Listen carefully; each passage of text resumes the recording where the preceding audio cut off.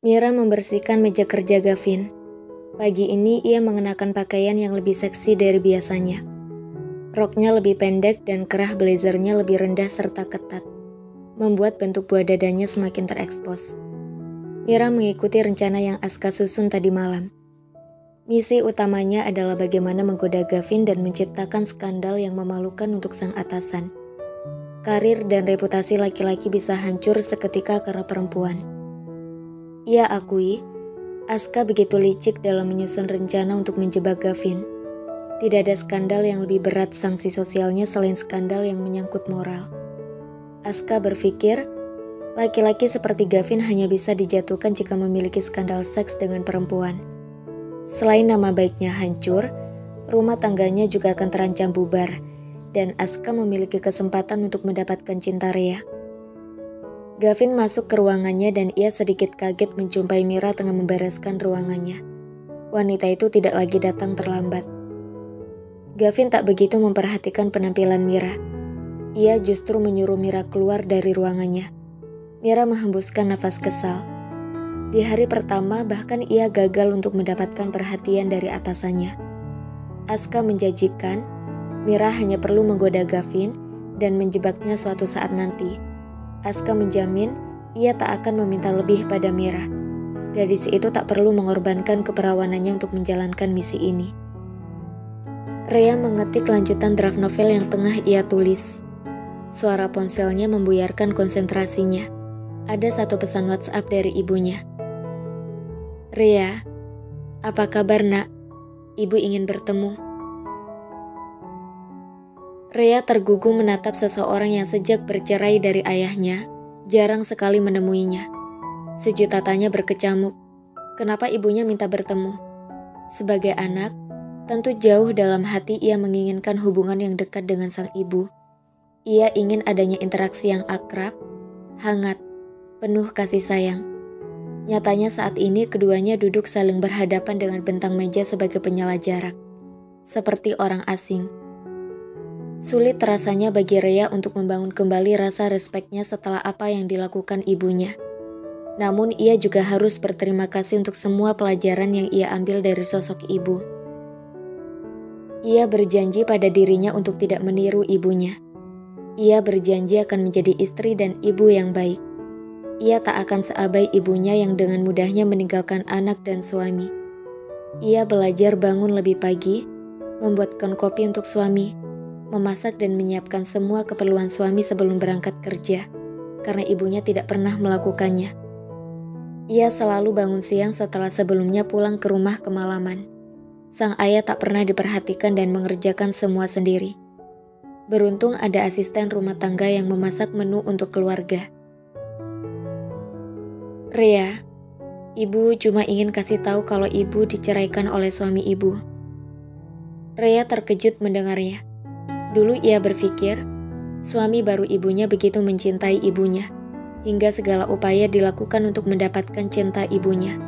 Namun pada akhirnya, cinta yang memang diawali oleh sesuatu yang buruk dan menyakiti banyak pihak, itu berakhir di perpisahan. Apa ini balasan untuk menegur sang ibu agar teringat dosa di masa lalu? Rea tak yakin bahwa ibunya pernah menyesali kesalahan masa lalu. Akan tetapi, melihat wajah sayu sang ibu yang tidak lagi bersinar dengan kerut-kerut di wajah sebagai penanda usia yang semakin menua, ia bisa membaca ada duka dan kehampaan yang tercetak di bola matanya. Dia selingkuh dengan janda muda. Dia mencampakkan ibu hingga ibu terpaksa menumpang di rumah teman ibu. Wajah sang ibu berubah mendung. Wanita bernama Sekar itu menatap putrinya dengan tatapan memelas dan seperti ingin menangis. Rea menghembuskan nafas pelan. Ibunya mungkin tak tahu. Ia adalah orang yang paling terluka kala orang tuanya bercerai dulu. Ayahnya pun begitu terluka meski tak menunjukkannya. Namun ia pernah melihat sang ayah menangis lirih dalam sujudnya. Dan wanita yang ia panggil ibu dengan bebasnya melenggang keluar rumah. Setelah masa idah habis, kabar pernikahan sang ibu dan selingkuhannya semakin meruntuhkan hatinya. Kenapa dia menceraikan ibu? Bukankah dia sangat mencintai ibu? Kenapa dia berselingkuh? Rea seakan menyampaikan pertanyaan retoris. Ia tahu, namanya perselingkuhan terjadi karena sudah tak ada tanggung jawab untuk menjaga komitmen. Sudah tak ada lagi rasa takut dosa, hingga dengan entengnya menyakiti pasangan, anak, dan keluarga. Tidak ada lagi rasa malu dan menghargai. Sekar menitikkan air mata. Ia mengusap pelan tapi air mata yang mengalir semakin deras. Dia tergoda rayuan janda yang tinggal di sebelah rumah. Dia mencampakkan ibu, membuang begitu saja. Sekarang hidup ibu terlunta-lunta. Ibu tidak enak jika terus merepotkan teman ibu. Dia mengambil semua tabungan ibu untuk bersenang-senang dengan janda itu. Tangis ibunya semakin menyayat dan membuat Rea tak enak sendiri karena beberapa pengunjung rumah makan terpancing untuk mencari sumber suara tangis yang sesenggukan. Ibu cuma punya kamu, Rea. Ibu gak tahu lagi harus bagaimana. Rea diam membisu. Ibunya kini merasakan apa yang dirasakan sang ayah. Terluka karena pengkhianatan. Sebenci apapun ia pada pengkhianatan, ia tak bisa membenci wanita yang telah melahirkannya. Melihat deru tangis yang terseduh-seduh itu, dia tak tega.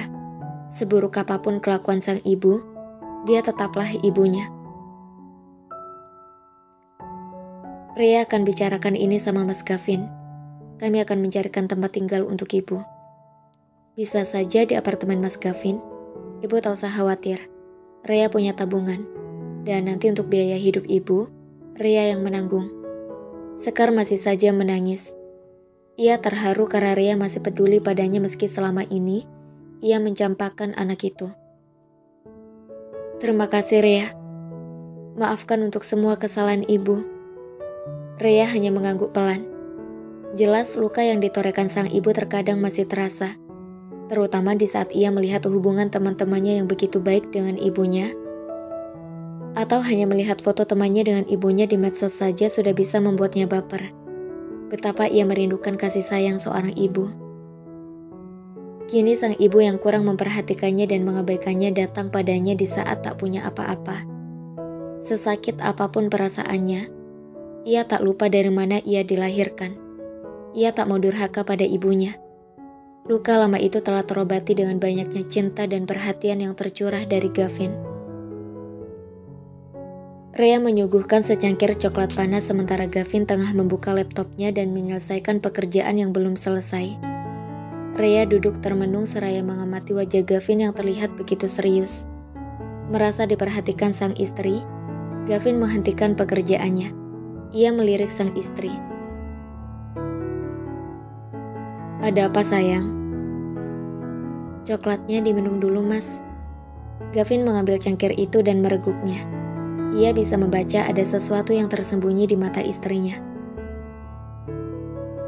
Kamu kayak nyembunyiin sesuatu? Ada yang mengganjal. Tadi siang aku izin sama Mas ke rumah makan kan? Gavin mengernyitkan alis. Iya, terus? Aku ketemuan sama ibu. Ibu udah cerai dari suami barunya. Gavin sedikit kaget, namun ia masih diam untuk memberi kesempatan pada Rea melanjutkan perkataannya. Ibu bilang, ibu sekarang numpang tinggal di rumah temannya. Ibu udah gak punya apa-apa. Tabungannya ludes dikuras mantan suaminya. Aku berpikir untuk mencarikan tempat tinggal buat ibu. Mungkin di apartemen ini masih ada yang kosong kan? Dan aku akan membantu biaya hidup ibu. Aku masih punya tabungan. Gavin menatap lekat sang istri tanpa suara. Raut wajahnya terlihat datar. Rea mengartikan bahwa Gavin mungkin merasa keberatan. Iya, ada yang kosong. Ibumu bisa tinggal di sini. Soal biaya hidupnya, aku yang akan menanggungnya. Rea membeku untuk sesaat. Ditelisiknya wajah sang suami. Senyum tipis terlukis dari wajahnya. Mas ikhlas. Aku gak ingin merepotkan Mas Gavin. Gavin tersenyum dan mengusap pipi Rea. Jangan bilang begitu. Ibumu adalah ibuku juga. Meski aku tahu hubungan kalian tidaklah baik, mungkin ini bisa jadi jalan untuk mendekatkan kalian lagi. Aku bangga padamu yang masih peduli dengan ibumu meski ibumu pernah mencampakkanmu. Rhea meraih tangan Gavin dan menempelkannya di pipinya. Aku belajar untuk memaafkannya. Bagaimanapun juga, dia wanita yang melahirkanku. Aku tak ingin lagi mengungkit sesuatu yang sudah berlalu. Gavin menarik tubuh Rhea dalam pelukannya, mengusap lembut rambut wanita itu. Hatimu yang baik ini yang membuatku semakin mencintaimu. Aku beruntung mendapatkanmu. Rhea terpaku. Ada rasa haru dan bahagia bercampur jadi satu.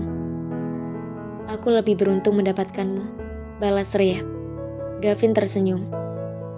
Entah siapa yang lebih beruntung, aku gak akan melepaskanmu, sampai kapanpun. Gavin mendaratkan kecupan di kening Rhea. Rhea memejamkan mata. Senyum itu masih terulas. Ia semakin mengeratkan pelukannya. Ia pun berpikir sama. Tak akan melepaskan sang suami sampai kapanpun. Jari-jari itu gemetaran. Biasanya office boy yang membuatkan minuman untuk sang direktur. Kini Mira yang mengerjakannya. Akan tetapi ada satu tugas yang harus ia kerjakan. Satu tugas dari Aska untuk mencampurkan obat bius ke dalam minuman Gavin. Mira ragu. Tapi ia juga butuh dana karena ibunya akan menjalani kemoterapi. Ia teringat perkataan Aska semalam saat mereka janjian bertemu di salah satu coffee shop. Setelah Gavin meminum dan tak sadarkan diri, gunakan kesempatan itu untuk membuka bajunya. Berpose-lah seolah-olah kalian telah melakukan sesuatu. Jangan lupa, ambil fotonya. Mira melangkah dengan segelas air di atas nampan. Hatinya berdebar tak menentu. Ada rasa takut yang begitu besar. Ia seperti tak punya pilihan lain. Ketika tiba di depan pintu ruang kerja Gavin, Mira menghentikan langkahnya. Ia berpikir ulang. Apa ia akan melanjutkan misinya? Mira teringat pada keadaan sang ibu yang begitu ringkih dan kurus. Namun ia juga teringat pada kebaikan Gavin yang telah menerimanya bekerja di perusahaan sebesar ini dan memberikan gaji yang pantas. Atasannya ini juga jarang bersikap bosi dan justru sering mengerjakan semua sendiri. Mira menghembuskan nafas. Ia memutuskan untuk berhenti dan melupakan misi jahat yang telah dirancang Aska.